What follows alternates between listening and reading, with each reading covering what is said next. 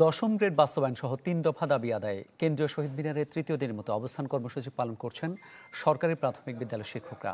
এ বিষয়ে আরও খবর জানাবো, সরাসরি যোগ দিচ্ছেন সহকর্মী মুহাজির হক। মুহাজির, সবশেষ কি তথ্য আছে আপনার কাছে? সে কাঙ্ক্ষিত বৈঠকের কোনো ফলাফল কি এসেছে? মামুন, আপনি জানেন যে আজকে ৫টা পর্যন্ত আসলে তারা একটা আলটিমেটামের মতোই দিয়েছে যে ৫টার মধ্যে তারা আসলে একটা সুরাহা চায় এবং এই সুরাহার জন্যই আসলে একটা বৈঠকের কথা। সেই বৈঠকে তাদের প্রতিনিধিরা যাবেন, এই শিক্ষকদের প্রতিনিধিরা যাবেন এবং আপনারা দেখতে পাচ্ছেন যে শহীদ মিনারও কিন্তু একটি অংশ শিক্ষকদের, তারা অবস্থান করছেন, তারা কথা বলছেন, তারা তাদের দাবি দাওয়াগুলোকে বারবার তুলে ধরছেন। তাদের আমরা অনেকের সঙ্গে কথা বলেছি, তারা আমাদেরকে যেমনটা জানিয়েছিলেন যে এক পদেই তারা সেই কর্মজীবন শুরু থেকে ২০-২৫ বছর ধরে তারা একটা পদেই থাকছেন, বেতনের কোনো বৃদ্ধি নেই।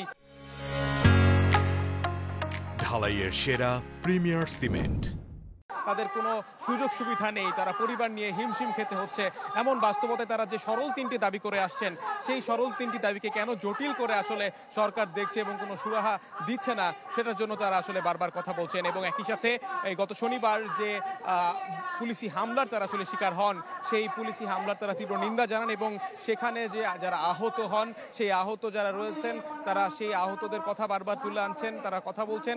এবং শহীদ মিনার থেকে আমরা এখানে অনেক নেতৃবৃন্দের সঙ্গে কথা বলেছি, তারা এখন পর্যন্ত তারা যেটা জানাচ্ছেন যে যতক্ষণই আসলে লাগুক সেই বৈঠকের আগ পর্যন্ত কেউ যেন শহীদ মিনার ছেড়ে না যায়, সেই হুঁশিয়ারিও কিন্তু তারা দিচ্ছেন এবং তারা একটা সুসংবাদের আসলে আশায় ঘর বাঁধছেন। তারা চাচ্ছেন না যে আসলে এরকম রাজপথেই তারা অবস্থান করুক, কারণ এই শিক্ষকরা, প্রাথমিকের শিক্ষক যারা রয়েছেন, তারা একেবারে আজকে এই শহীদ মিনার আমরা দেখতে পাচ্ছি যে সারা দেশ থেকে, সারা বিভিন্ন জেলার শিক্ষকরা এখানে রয়েছেন।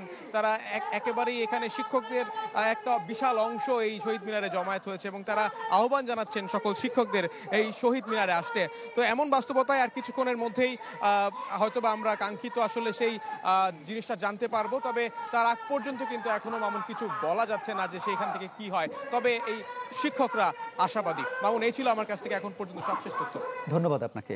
কেন্দ্রীয় শহীদ মিনার থেকে যুক্ত হয়েছিলেন সহকর্মী মুহাজির হক।